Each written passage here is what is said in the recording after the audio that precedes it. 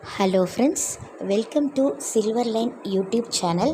அனைவருக்கும் இனிய தீபாவளி நல்வாழ்த்துக்கள் அட்வான்ஸாக சொல்கிறேன்.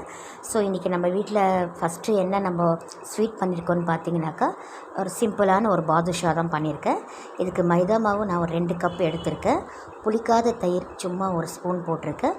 அதுக்கப்புறம் பார்த்தீங்கன்னாங்க, இந்த ஆப்ப சோடான்னு சொல்கிறோம்ல, சமையல் சோடா, ஜஸ்ட் பிஞ்ச் தான் போடணும். அதே மாதிரி சால்ட்டு, பிஞ்ச் ஆஃப் சால்ட்டு போட்டுட்டு அது லேசாக நம்ம பிசையணும். ரொம்ப அழுத்தம் கொடுத்துலாம் பண்ணக்கூடாது. அதுக்கப்புறம் பக்கத்தில் பார்த்திங்கன்னா சுகர் சிரப் ரெடி பண்ணியிருக்கேன். அதில் வந்து சர்க்கரை நான் ஒரு 1.5 கப்பு போட்டிருக்கேன்.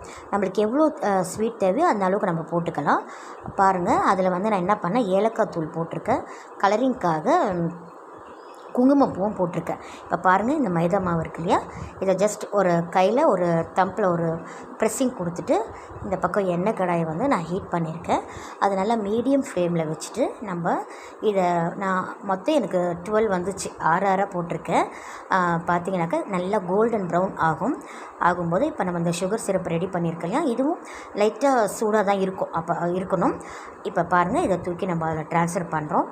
அதுக்கப்புறமா அடுத்த மிச்சம் இருக்கிறதே நம்ம அதில் போட போகிறோம். ஸோ இப்போ இது ஊறின பிறகு ஒரு 10 நிமிஷம் எடுத்த பிறகு நம்மளுக்கு ரொம்ப நல்லாவே இருக்கும்.